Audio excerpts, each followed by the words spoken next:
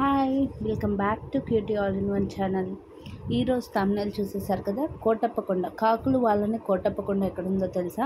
దీని గురించి అయితే నేను ఈ వీడియోలో చెప్పబోతున్నాను. మనకి శివరాత్రి అనేది వస్తుంది కదా, మహాశివరాత్రి. ఆ శివరాత్రి అనేది మనకి రేపు మార్చి 8వ తారీఖున జరగబోతుంది. ఆ యొక్క మార్చి 8వ తారీఖు జరగబోయే మహాశివరాత్రిని మన కోటప్పకొండ ఊరిలో చాలా ఘనంగా చేస్తారనమాట. ఇక్కడ వచ్చేసి మనకి చాలా బాగా డెవలప్ చేశారు. అదేవిధంగా ఇక్కడ కోటప్పకొండ చరిత్ర ఏంటంటే, కాకులు అనేవి అసలు వాలవన్నమాట ఈ కోటప్పకొండలో. సో ఈ కోటప్పకొండ గురించి పూర్తి వివరాలు అనేది ఈ వీడియోలో చూద్దాం. సో కాకులు వాళ్ళని కోటప్పకొండ అంటారు దీన్ని. అలాగే ఇది ఆంధ్రప్రదేశ్ రాష్ట్రంలో ఉంది. అలాగే ఆంధ్రప్రదేశ్ రాష్ట్రంలో ఎన్నో ఆశ్చర్యకరమైన ప్రదేశాలు ఉన్నాయి. వాటిలో ముఖ్యంగా చెప్పుకోదగ్గ ప్రదేశాల్లో కోటప్పకొండ ఒకటి. ఇక్కడ శివుడు దక్షిణామూర్తిగా కొలువై ఈ కొండపై ఉన్నాడు. అదేవిధంగా ఈ కొండపై కాకులు అనేవి వాళ్ళవన్నమాట. సో ఈ ఒక కొత్త ప్రదేశం గురించి తెలుసుకున్నప్పుడు, అక్కడ విశేషాలను అందరి నోట విన్నప్పుడు అక్కడ ఒకసారైనా వెళ్ళాలి అని అనిపిస్తుంది మనకి. సో ఆ విన్న మాటలు అక్కడికి వెళ్ళి చూశాక నిజమే అనిపిస్తే ఆ ఆశ్చర్యానికి అవధులు ఉండవు.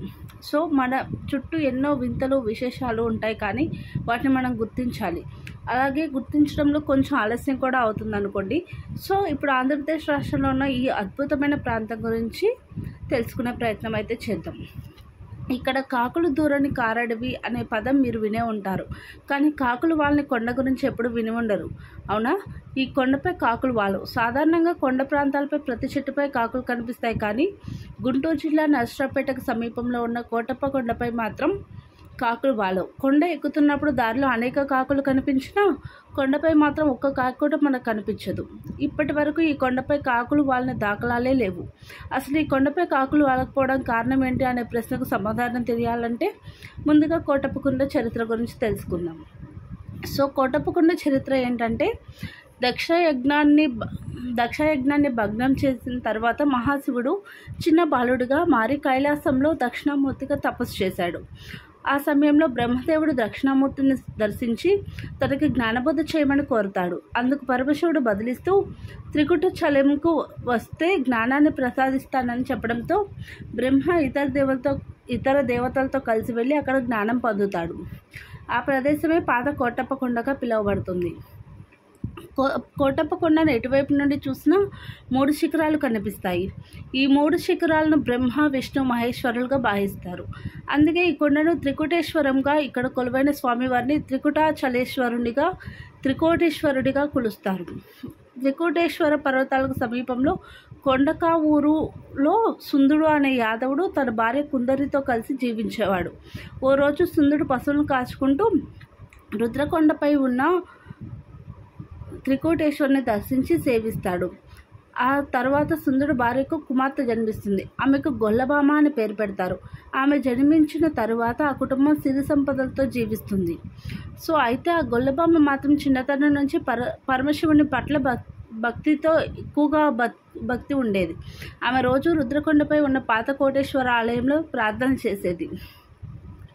ఆమె భక్తిని పరీక్షించదలిచిన శివుడు కన్య అయిన గొల్లబామను గర్భాన్ని ప్రసాదిస్తాడు. ఆమె గర్భంతో ఉన్న పరమశివుని కొలిచేందుకు పాత కోటప్పకొండకు రావడం మానేది కాదు. ఎప్పట్లానే ఓ రోజు శివునికి నైవేద్యంగా ఓ చల్ల కొండలో పెరుగును తీసుకుని వస్తుండగా ఆయాసంతో కొండ మెట్లపై కూర్చుంటుంది. ఈలోగా ఓ కాకి ఆ కొండపై వాళ్ళకి పెరుగుని నేలపాలు చేస్తుంది. తీవ్ర విచారంలో ఉన్న గొల్లబామ వద్దకు ఓ వృద్ధ బ్రాహ్మణుడి రూపంలో పరమేశ్వరుడు వచ్చి ఆమె విచారానికి కారణమైన కాకులు ఇకపై కొండపై వాళ్ళవని వరమిస్తాడు. అప్పటి నుంచి కొండపై కాకులు వాలడం అనేది జరగదు. అది పురాణ కథనం అన్నమాట. సో ఇప్పటికీ ప్రజలు కాకులు వాళ్ళకపోవడాన్ని గమనిస్తూనే ఉన్నారు. ఆ విధంగా మనకి ఈ యొక్క కోటప్పకొండలో అసలు కాకులు అనేవి వాళ్ళవన్నమాట. సో ఇక్కడ మహాశివరాత్రి రోజు బాగా ఈ కొండక్షేత్రం అనేది భక్తులతో కిలకిలాడుతూ ఉంటుంది. శివుడు దక్షిణామూర్తిగా బ్రహ్మచారిగా వెలిసిన ఈ శిఖరంలో అమ్మవారి దేవాలయాలు ఉండవు, కాబట్టి ఇక్కడ పెళ్ళిళ్ళు కూడా జరగవన్నమాట. సో ఈ విధంగా కోటప్పకొండ అనేది, అందుకే కోటప్పకొండ మీద కాకులు అనేవి వాళ్ళు. సో ఈ వీడియో కనుక మీకు నచ్చితే లైక్ చేయండి, షేర్ చేయండి, సబ్స్క్రైబ్ అనేది చేయండి. Thank you for watching.